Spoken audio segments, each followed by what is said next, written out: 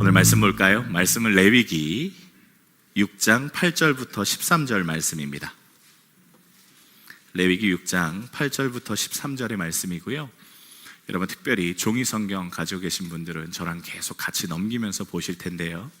개인 성경이시라면 이 색연필이나 필기하실 수 있는 거 준비하셨다가 같이 체크하면서 말씀 봤으면 좋겠습니다. 레위기 6장 8절부터 13절 짧은 말씀입니다. 우리 한 절씩 나누어 읽겠습니다. 제가 먼저 읽겠습니다. 여호와께서 모세에게 말씀하여 이르시되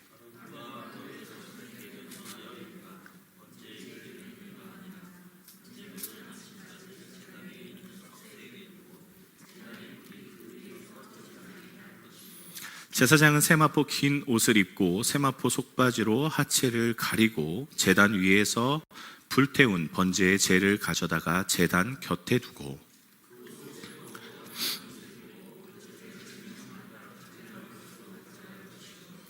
제단 위에 불은 항상 피워 꺼지지 않게 할지니 제사장은 아침마다 나무를 그 위에 태우고 번제물을 그 위에 버려놓고 화목제의 기름을 그 위에 불사를 지며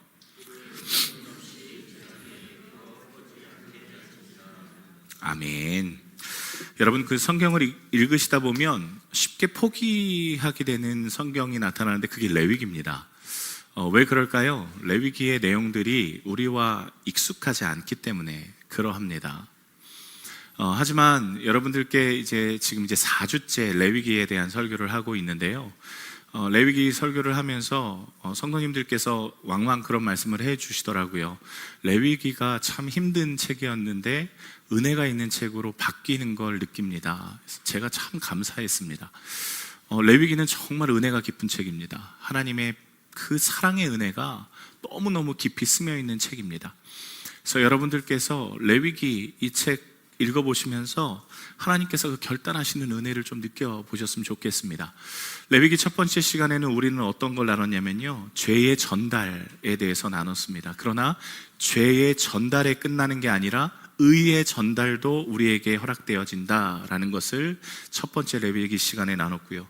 두 번째는 하나님의 스스로의 원칙을 깨시는 사건, 그러니까 피 흘림이 없으면 사함이 없는 것인데 하나님 스스로가 곡식의 10분의 1 에바라도 갖고 와 라고 말씀하시면서 죄사함의 영역을 스스로 무너뜨리시는 사건을 우리는 함께 나누었습니다.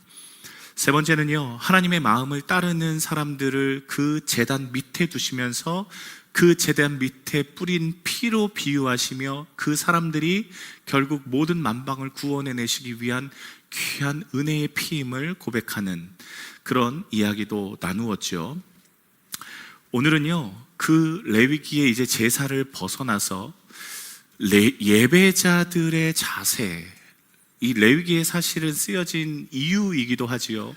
어떻게 예배를 잘할 것인가, 또 예배자는 어떻게 예배해야 할 것인가를 함께 나누어 보려고 합니다. 여러분 레위기 오늘 가서 한번 잘 읽어보십시오. 27장밖에 안 되는 짧은 책입니다. 그런데 이 레위기는 참 특별한 책입니다. 왜냐면요, 1장부터 10장까지는 이 제사에 관한 법을 기록하고 있습니다. 그래서 제사를 어떻게 드릴 것인가 라는 것을 주제로 하고 있고요, 11장부터 27장까지는요 이 제사를 기준으로 하여 어떻게 살아갈 것인가에 대한 말을 하고 있는 책입니다. 그러니까 성경에서는 항상 이야기하는 것이고 에베소서에서도 항상 똑같이 이야기하지만 예배의 삶이 우리의 생활의 삶과 절대로 분리되지 않습니다. 예배에 성공하는 자가 삶에서도 성공합니다. 반대로 삶에서 예배하는 자가 여기서도 예배하시는 겁니다. 삶에서 예배하자, 계속 이제 이야기하고 있는 주제이기도 하죠. 그러니 우리가 삶에서 어떻게 예배할지, 또 지금 이 자리에서 어떻게 예배할지를 우리는 부단히 알아야 될 필요가 있습니다. 자, 여러분 레위기 이제 아마 이제 3주간, 이제 4주간째 되는데 읽어보셨으면 몇 가지 해결이 안 되는 질문들, 성경을 제대로 읽어보셨다면 해결이 안 되는 질문들이 몇 가지가 떠오르실 거예요. 만약에 전혀 의문이 안 드는데 라고 하시면 오늘 제가 그 몇 가지를 좀 찾아드리면서 성경을 풀어갔으면 좋겠습니다. 첫 번째는요, 레위기 1장에서 10장 사이에 이 제사의 방법들을 가지고 이야기를 하고 있다라고 말씀드렸는데, 레위기 1장부터 5장까지는 우리가 지금 계속 이야기했잖아요. 번제, 소제, 화목제, 속제제, 속건제 5개의 제사를 가지고 이야기합니다. 그런데 6장 8절에 이상하게도 한 번 더 번제, 소제, 화목제, 속건제, 속제제 다시 이야기를 해요. 왜 그렇게 이야기할까요? 이미 한 번 이스라엘 백성에게 이야기하셨는데도 불구하고 6장 8절에 가면 한 번 더 7장까지 똑같은 이야기를 다시 반복해서 합니다. 왜 그럴지 혹시 생각해 보셨습니까? 아니면 지금 전혀 생각해 보시지 않으셨다면 오늘 설교를 마치고 집에 가셔서 다시 성경을 읽어보십시오. 정확히 규정하고 있는 어쩌면 기준이 되는, 왜 그렇게 갈랐을까라고 고민하게 되는데요. 그것은 이스라엘 백성의 예배와 제사장의 예배를 갈라놨습니다. 그 말의 뜻은 어떤 것이냐면, 이스라엘 백성의 예배에 대해서 설명을 주르륵 해놓고 제사장들도 어떻게 예배해야 하는지라고 설명하면서, 지금으로 말하면 물론 이 비유가 적당하지는 않습니다. 그러나 가장 예배 못하는 사람이 누굴까라고 생각해 보면 저는 단연코 목사라고 생각합니다. 목사들이 제일 예배 못 드립니다. 그 목사가 제대로 예배 드릴 수 있게끔 하기 위해서 하나님이 다시금 말씀하세요. 너가 예배를 준비한다고 하지, 너가 그 제사를 잘 닦는다고 하지, 그러나 아니야. 그런 형식들과 방법들이 진짜 중요한 게 아니라 예배는 하나님과 교제하는 거야 라고 하시면서 그 제사장의 예배를 한 번 더 거론하세요. 그리고 나서 아론에게, 또 아론의 자녀들에게 제사장의 위임을 하시고요. 그리고 9장의 첫 제사가 드려집니다. 10장에 보면 제사가 드려지고 나서 이제 아론의 아들 나답과 아비후가 예배를 드리는데, 나답과 아비후가 잘못된 불, 하나님께서 명하시지 않는 불을 사용해서 예배를 드리다가 그 불로 인해서 집어삼켜져 죽습니다. 요게 이제 1장부터 10장까지의 이야기예요. 자, 그러면 이제 왜 하나님께서 나답과 아비후를 죽이셨는지, 또 그 가운데에서 일어나는 예배자의 자세를 함께 나누어 보려고 해요. 제사장, 여러분 그 아론이 8장의 제사장의 위임을 받고 9장의 첫 예배를 드릴 때 잘 예배를 드렸을까요? 혹시 그런 상상 해보셨어요? 아론은 대제사장이었거든요. 그러니까 소나 양이나 염소나 그 비둘기나 소제를 드릴 때도 이 아론이 지금 레위기의 말씀을 달달달달달 외워서 한치의 흩어짐이 없는 소를 어떻게 촥 잡고, 각을 어떻게 팍팍팍팍 뜨고, 가죽을 어떻게 샥 벗기고, 이렇게 잘 했을까요? 제가 볼 때는 그렇게 잘 못했다라고 생각됩니다. 여러분 레위기 잘 읽어보십시오. 레위기는요 제사에 디테일하게 쓰지 않았습니다. 그냥 이거죠. 각을 뜨고, 각을 도대체 어떻게 뜨라는 거야? 가죽을 벗기고, 가죽을 얼마나 어디부터 어떻게 벗기라는 거야? 잘 기록하지 않습니다. 그러니까 아론이 첫 예배를 드릴 때 실수투성이었을 거예요. 그런데 그 실수투성이의 예배를 하나님이 어떻게 반응하시는 줄 아십니까? 9장 24절에 보면요, 하나님께서 그 아론의 첫 예배에 반응을 해주시는데요, 그 반응이 참 특별합니다. 9장 24절의 말씀입니다. 불이 여호와 앞에서 나와 제단 위에 번제물과 기름을 사른지라 온 백성이 이를 보고 소리 지르며 엎드렸더라, 이렇게 기록되어 있습니다. 이 어설픈 예배에 하나님의 반응은 하나님 여호와 앞에서 불이 나와서 번제물을 사르는 것이었습니다. 여호와 앞이라는 건 여러분 보통 우리는 법궤, 언약궤를 의미하지요. 그러니까 언약궤 앞에서 불이 평 나와서 번제물을 확 하고 사는 거예요. 그리고 이때부터 드려지는 이 첫 예배에 허락되는 이 불로 앞으로의 모든 예배는 이 불로만 사용해야 했습니다. 그러니까 예배에 사용되는 불은 시작부터 하나님이 주신 불이었어요. 하나님이 주신 불로만 예배를 드려야만 했습니다. 자, 그런데 이제 예배자의 자세가 여기서 나타나죠. 안타깝게도 이 기가 막힌 일이 있은 후에 아론의 첫째 아들과 둘째 아들인 나답과 아비후가 제사를 드립니다. 그냥 아버지가 드렸던 제사를 따라하면 되는데, 문제는 나답과 아비후가 10장 1절에 보니까 하나님께서 명령하시지 않는 다른 불로 예배를 드렸다라고 기록되어 있고, 그러므로 인해서 하나님께서 그 불로 그들을 삼키게 하셨습니다. 여러분, 근데 이게 좀 충격적인 사실 아니겠습니까? 우리가 나답과 아비후가 왜 이렇게 죽어야만 했을까라고 하면, 당연히 성경에 기록되어 있으니까, 명령하지 않은 불로 예배를 드렸으니까 그렇게 됐겠다라고 우리는 이야기합니다. 그런데 여러분, 나답과 아비후가 하나님의 명령하신 것을 지키지 않았고 다른 불로 예배했기 때문에 나답과 아비후를 죽인 것이다. 그러니까 이 결론은 불순종하면 안 된다라고 결론을 내리고 레위기 10장을 그냥 넘어가면 절대로 안 돼요. 왜냐하면 하나님께서 이 사건을 굉장히 중요하게 보신다라는 여러 가지의 뒷이야기들이 있기 때문입니다. 여러분, 한번 여쭙겠습니다. 왕은요, 이스라엘의 왕은요, 혈통으로 계승됐죠? 그렇죠? 이스라엘의 왕은 그 아들로 계속 이어져 내려왔죠? 동의하세요? 자, 뭔가 미끼를 문 것 같은 그런 느낌인데요. 이스라엘의 왕은 왕의 아들 혈통들로만 내려왔죠? 그렇죠? 그렇다고 생각하세요? 아들, 얼마나 귀해요. 하지만 정답은 그게 아닙니다. 이스라엘의 왕은 혈통으로 내려오지 않았습니다. 그리고 하나님께서 혈통으로 세우시지 않으셨어요. 여러분, 사울을 세우실 때 하나님께서 사무엘을 통해서 기름 부음을 받게 하세요. 그러면 그 다음의 왕은 누가 돼야 될까요? 다니엘이 돼야 됩니다. 다니엘이 아니라 누구였죠? 요나단이 돼야 되죠. 그런데 요나단이 안 되고 누가 왕이 됩니까? 다윗이 됩니다. 다윗은 또 누가 세우죠? 사무엘이 기름 부어 세웁니다. 물론 그 중간중간에 여러 가지 일들이 있지만 사실 왕좌는 하나님께서 혈통으로 세우시지 않으셨어요.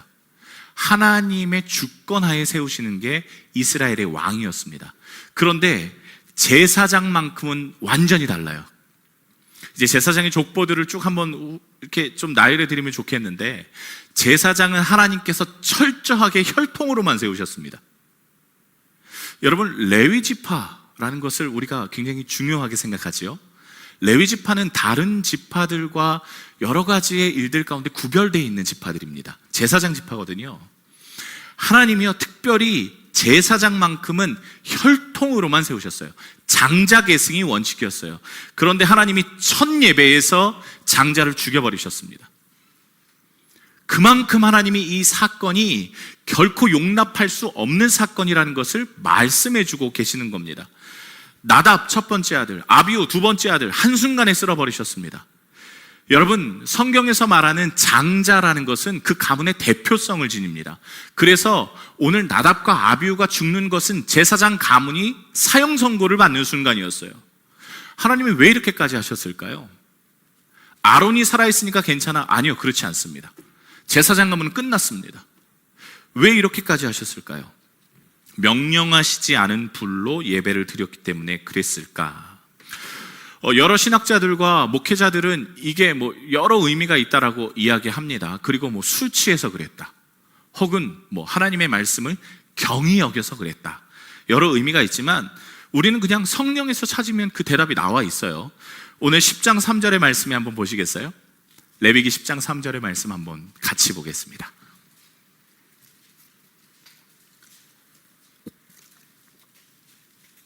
자, 레위기 10장 3절 같이 읽겠습니다. 모세가 아론에게 이르되 이는 여호와의 말씀이니라. 이르시기를 나는 나를 가까이 하는 자 중에서 내 거룩함을 나타내겠고 온 백성 앞에서 내 영광을 나타내리라 하셨느니라. 아론이 잠잠하니. 하나님께서 모세를 통하여 아론에게 말씀을 하십니다. 그런데 여러분, 이게 우리 지금 한국말로 기록되어 있어서 굉장히 어렵게 몇 번 거듭해서 읽으셔야 내용을 아시겠지만, 히브리 말로요, 이게 굉장히 간단합니다. 여러분 성경 한번 잘 보십시오. 나는 나를 가까이 하는 자 중에서, 이게 한 단어입니다. 케레브라고 해서 중앙이라는 뜻이에요. 중앙. 그리고요, 그 다음 내 거룩함을 나타내겠다라고 하는 게 카다시라고 또 한 단어입니다. 그러니까 케레브 카다시, 이게 뭐냐면 중앙의 거룩함이에요. 마음의 거룩함이에요. 삶의 거룩함이에요. 한마디로 나답과 아비후가 이 중심의 거룩함이 없었다고 하나님이 진단하시는 거예요. 삶의 거룩함이 드러나지 않아서 하나님께서 죽이셨다라고 말씀하셨던 거예요. 그냥 다른 불로 제사를 했기 때문에 하나님이 그 불로 징계를 하신 게 아니라, 그게 표면적으로 드러나는 이유였지만 실제 내면의 이유는 하나님이 말씀하시기를 나답과 아비후, 너 중심에 하나님이 없어. 거룩함이 없어. 예배하고자 하는 예배자의 마음이 없어. 그래서 하나님이 그 자리에서 죽여버리셨어요. 여러분, 예배자의 조건이겠지요. 하나님 앞에 나아가는 자의 조건이겠지요. 하나님 중심, 거룩함이 내 안에 있는지 없는지가 중요하겠지요. 여러분 어떤 마음 품고 계세요? 여러분 예배하러 이 자리에 나오셨음을 다 마찬가지잖아요. 그런데 어떤 분들은 다른 마음을 품고 나오셨을 수도 있고요.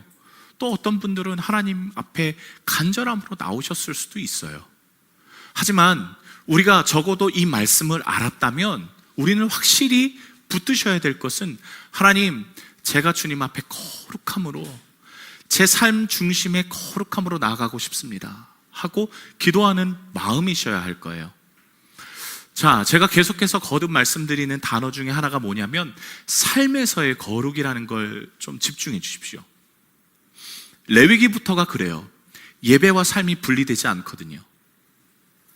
오늘 거룩함도 우리의 삶에서 분리되지 않습니다. 조금 더 넘어가 볼까요?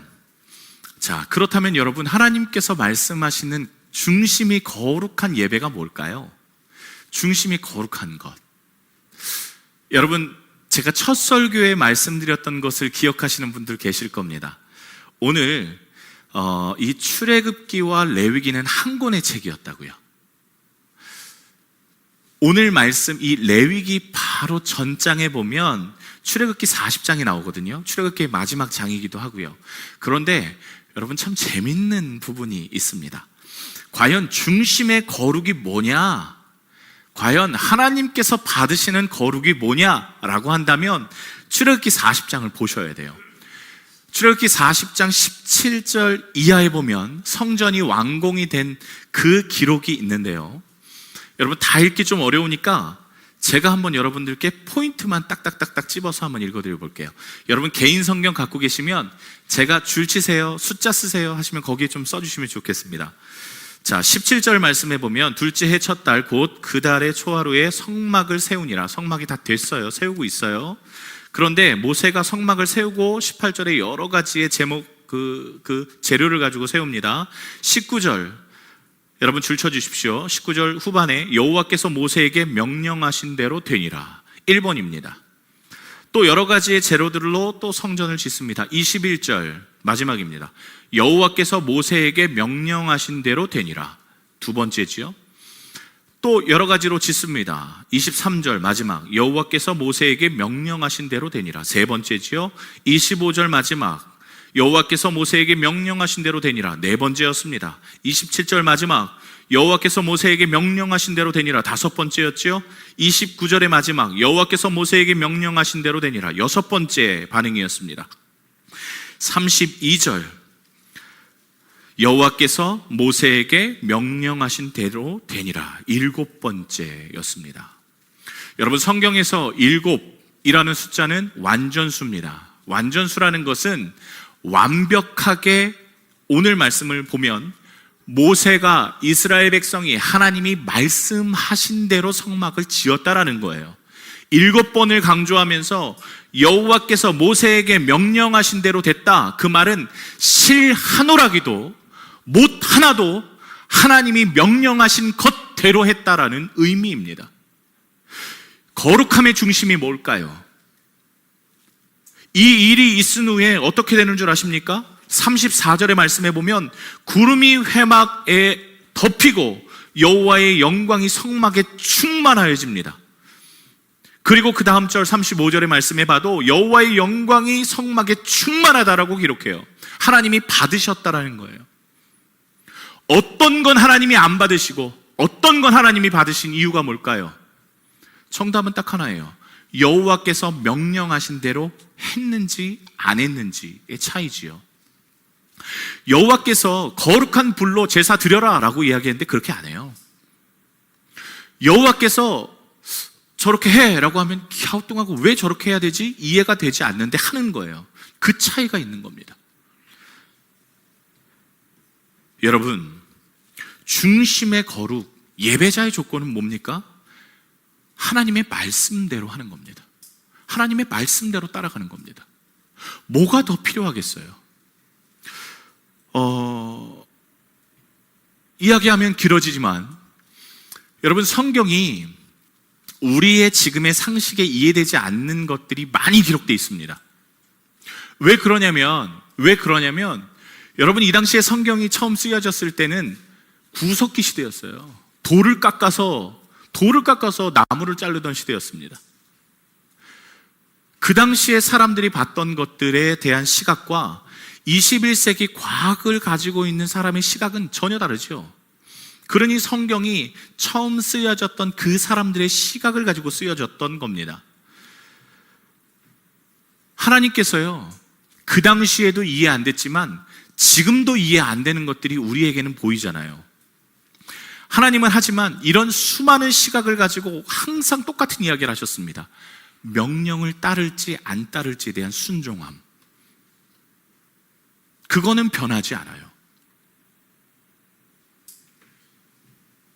예배자의 조건은 하나님의 명령, 선포를 따라가는 겁니다. 그거 왜 우리가 뭐가 있겠습니까? 내가 보니까 저렇게 배실로 저렇게 꼬면 분명히 며칠 못 가. 그러니까 이렇게 꽈야 돼. 아니요, 그렇지 않습니다. 하나님이 명령하신 대로 하는 겁니다. 내 멋대로 하는 거, 여러분, 그거 결국에 내가 주인 되는 거예요. 내가 하고 싶은 거, 내가 뜻하고 원하는 것들. 하지만 하나님께서 말씀하시는 건 하나님이 주인 돼야 된다는 겁니다. 여러분의 삶에도 마찬가지예요. 예배자의 삶 마찬가지입니다. 우리의 삶에 주인이 하나님이신지 아니신지를 확인하면 되는 겁니다. 더 이해가 안 가는 장면이 이어서 등장합니다. 여러분, 10장 말씀에, 레위기 10장 말씀에 보면 나답과 아비후가 죽었습니다. 그러면 죽으면 어떻게 해야 될까요? 6절의 말씀에 보면 한번 같이 읽어볼까요? 모세가 아론에게 이렇게 이야기를 합니다. 함께 읽겠습니다. 모세가 아론과 그의 아들 엘르아살과 이다말에게 이르되 너희는 머리를 풀거나 옷을 찢지 말라. 그리하면 너희가 죽음을 면하고 여호와의 진노가 온 회중에게 미침을 면하게 하라.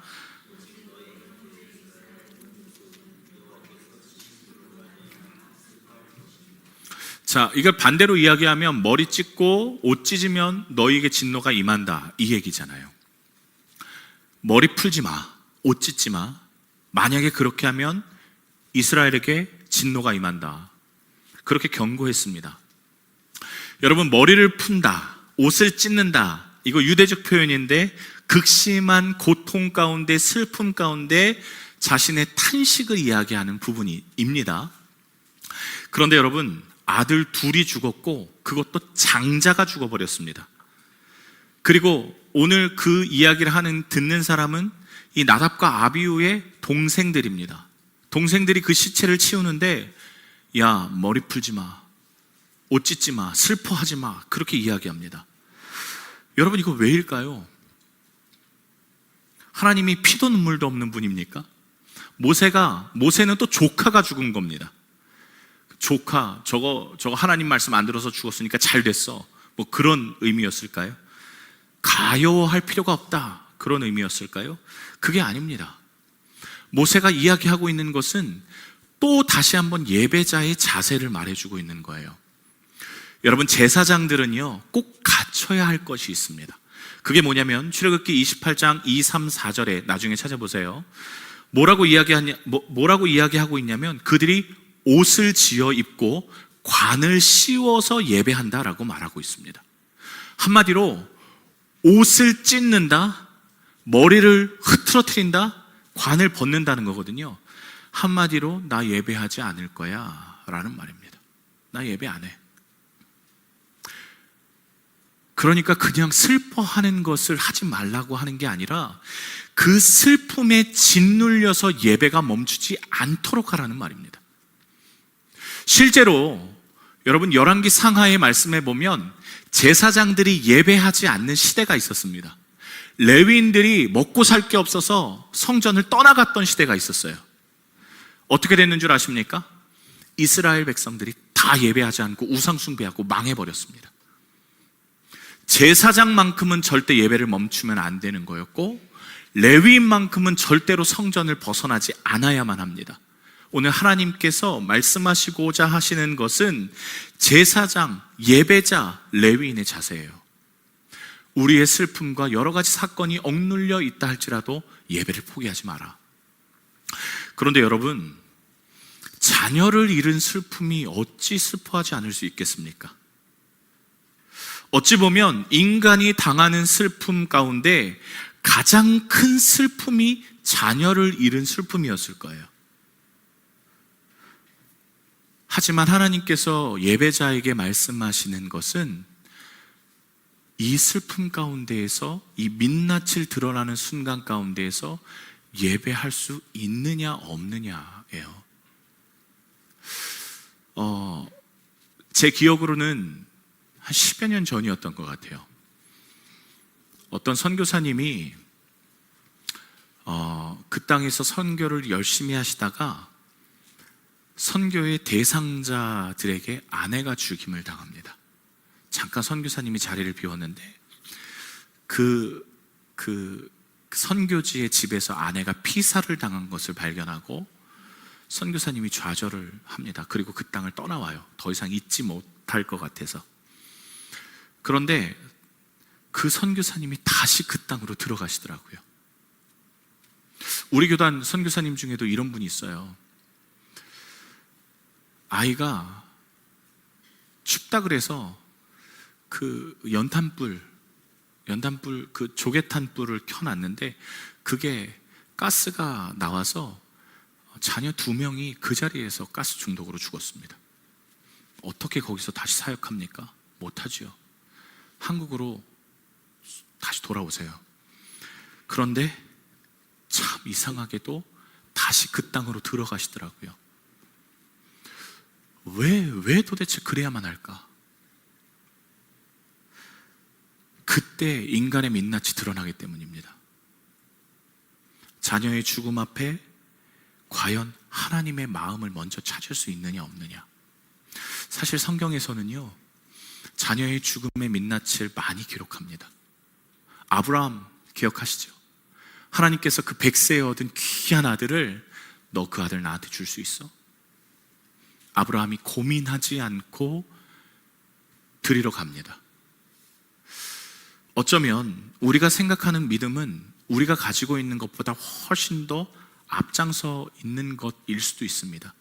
하지만 여러분, 예배자의 자세는 오늘도 우리가 주님 앞에 그렇게 나아가겠다고 결단하는 것에서부터 시작되는 것 같아요. 여러분, 그 여러 가지의 사건 가운데 하나님, 제가 그 일에 함몰되지 않겠습니다. 오늘 우리 권사님 말씀하셨던 것처럼 한 주 내내 계산만 하고 한 주 내내 하나님이 아닌 것들 가운데에서 살아가다가 주님 앞에 돌아왔을 때 하나님, 제가 주님 앞에 쉬러 왔습니다 하는 그 예배자의 마음이 우리 안에 필요한 것 같습니다. 마지막으로요, 제사장 예배자에게 가장 중요한 게 무엇일까요? 오늘 자녀가 죽는 그 죽음 앞에 사명을 지켜내라는 제가 그렇게 이야기하고 있지만 실제로 그렇습니다. 사명을 지켜내는 거예요. 제사를 말씀하시면서 하나님께서 제사장들에게만 특별히 부탁하신 게 있습니다. 그게 뭐냐면 레위기 6장 9절, 12절, 13절 오늘 우리가 읽은 말씀 가운데 있는데요, 하나님께서 이렇게 말씀하세요. 9절의 말씀 누가 한번 읽어주십시오. 레위기 6장 9절의 말씀.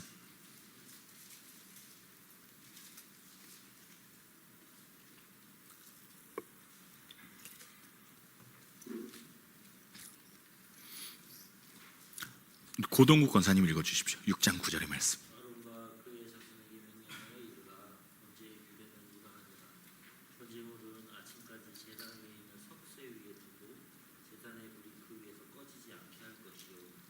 네, 우리 강은미 권사님 12절 말씀 읽어주십시오.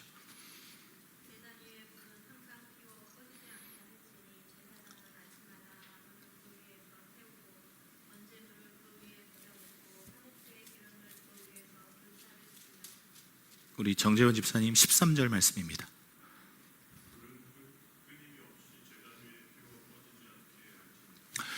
특별히 하나님께서 부탁을 하세요. 그런데 여러분, 하나님의 명령은 엄중하잖아요. 3번이나 이야기하세요. 그것도 지금 몇 마디 되지 않는데 불 꺼트리면 안 돼, 불 꺼트리면 안 돼, 불 꺼트리면 안 돼, 3번이나 연거푸 이야기하시는 이유가 뭘까요? 꺼트릴 수밖에 없는 상황이라는 겁니다. 여러분, 자, 제단 위에 지금 저 성막 안에서 불이 나와서 제단 위에 불이 붙습니다. 이 번제단에 불이 붙어 있는데 여러분, 이 불 계속 붙일 수 있으시죠? 제가 여러분 고기를 잘 굽습니다. 제가 숯불 이거 나무 태워서 고기 잘 굽거든요. 왜냐면 전도사 때부터 애들 고기 구워 먹이는 게 제가 일이 됐습니다. 불을 안 꺼뜨릴 자신이 있어요.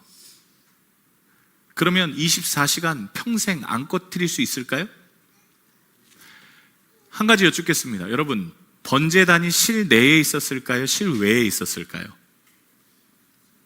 실내에. 우리가 이렇게 성막이니까, 그죠? 실내에 있다고 보통 생각하시는데요, 사진 하나만 보여드릴까요? 번제단 불 붙은 게 실내에 있나요? 실외에 있나요? 실외에 있습니다. 저거 불 끄면 안 된다고 말씀하시는 거예요, 하나님이. 제사장들 보고 레위인들 보고 저거 절대 꺼트리면 안 돼. 그러면 여러분, 광야에 있으니까, 광야에 비가 안 오니까 불을 안 꺼트릴 수 있겠죠? 여러분, 광야의 아침은 이슬로 시작합니다. 그 이슬이 얼마나 자작자작한지요, 불이 너무나 쉽게 꺼져요. 광야는 비가 안 오니까 그래도 불 확 붙여놓으면 괜찮겠지요? 아니요. 광야는요 2, 3년에 한 번씩 폭우가 옵니다. 그래서 저 안에 풀들이 자라는 거예요. 그 폭우가 올 때 저 불을 어떻게 할까요? 결정적인 건요, 여러분 군대 갔다 오신 분들은 다 아실 거예요. 불 나면 뭘로 덮나요? 삽 들고 모래로 덮어버려요. 물보다 훨씬 더 빨리 꺼집니다. 하루에 한두 차례씩 모래 폭풍이 불어오는데 저 제단의 불을 끄기 충분합니다. 그러니까 하나님께서는요, 저 불이 너무 쉽게 꺼지는 걸 아시고 예배자들에게 거듭 말씀하시는 거예요. 안 꺼트릴 사람이 누구냐고요.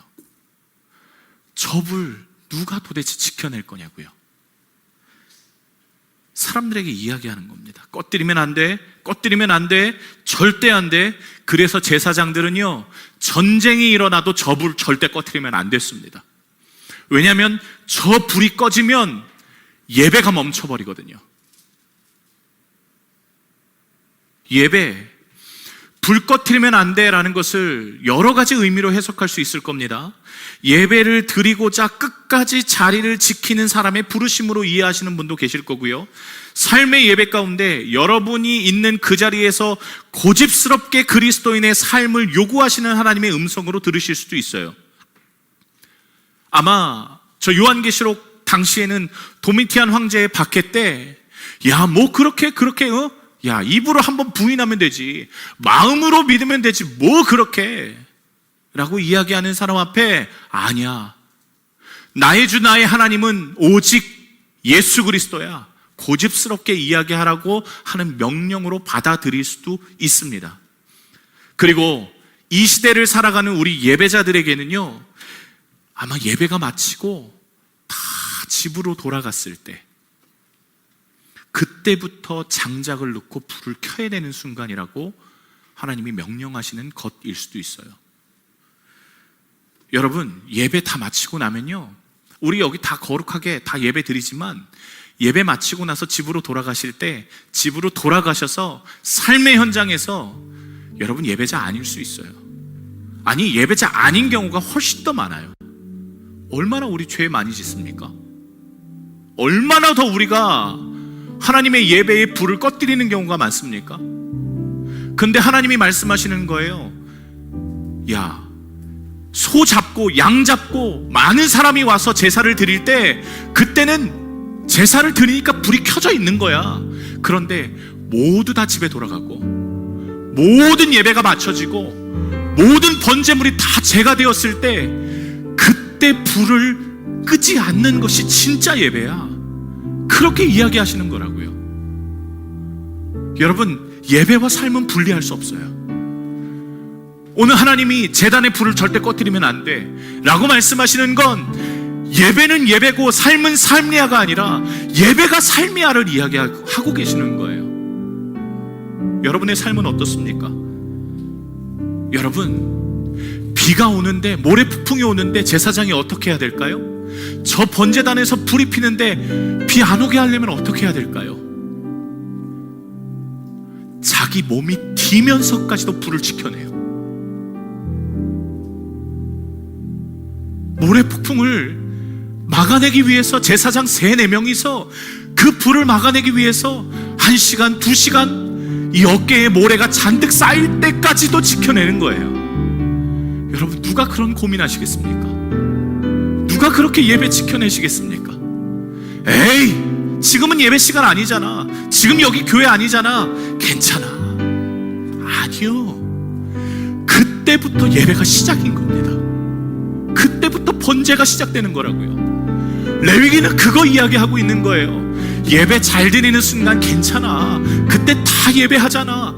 그런데 집에 돌아가서 삶의 자리에서, 너희가 그렇게 고민하고 걱정하는 그 자리에서, 내 아들이 죽었던 그 자리에서 예배할 수 있니? 나답과 아비후 죽었는데 아론이 예배할 수 있었을까요? 근데 예배한다니까요. 이를 악물고 합니다. 하나님 하겠습니다. 하나님 할 겁니다. 해야 됩니다. 그리고 합니다.